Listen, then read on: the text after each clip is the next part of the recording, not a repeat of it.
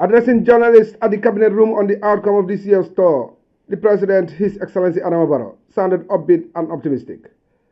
The President said the tour has given him the opportunity to interact with Gambians at a personal level to hear their concerns and see firsthand the impact of his development initiatives on the lives of the citizens. The communities that we visited, they have recognized the efforts that government is doing, especially the social projects that we are doing. We have completed some of them, and we have started new ones. So I think that have given hope to the communities that we have visited. So overall, the tour was very impressive, and we are satisfied with the tour. During the tour, several issues were raised by the people, with many appealing directly to the President for the provision of social services and infrastructural developments. The President believes that his government is committed to the welfare of the people as enshrined in his development blueprint, the NDP. Under our National Development Plan, that is the YILWA, we are trying to make sure we plan how to govern land in this country.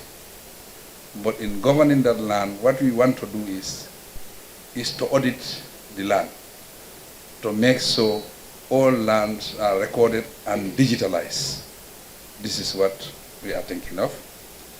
The moment you have the audit, you know exactly wherever any land is and for what use. The President defended the ongoing clearing of public places as a necessary step to safeguard the public interest, arguing that there is enough space in the markets for traders. This exercise, the President insisted, is done in good faith, following due process, urging all stakeholders to support it. We cannot govern this country by just doing things the way we want it. We have to follow due process. We have to respect the law. This is what everybody should understand. It is part of government responsibility to make sure we build markets or create environment for business. And government is doing that.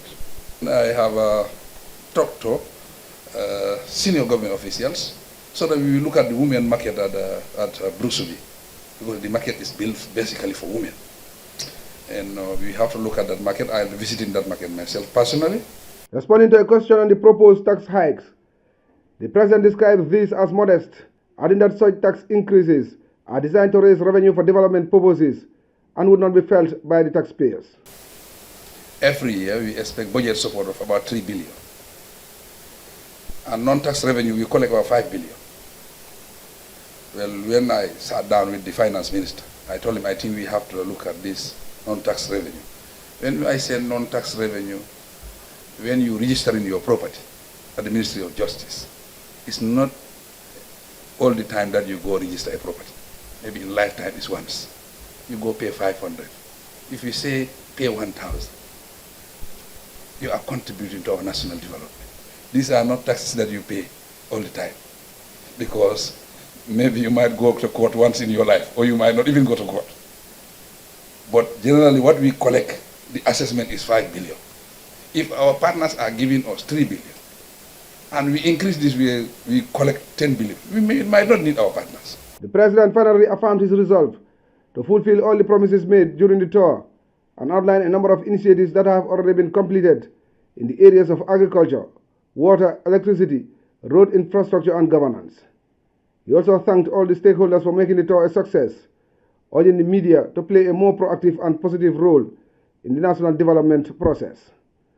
Momodou Jallow, GRCS News.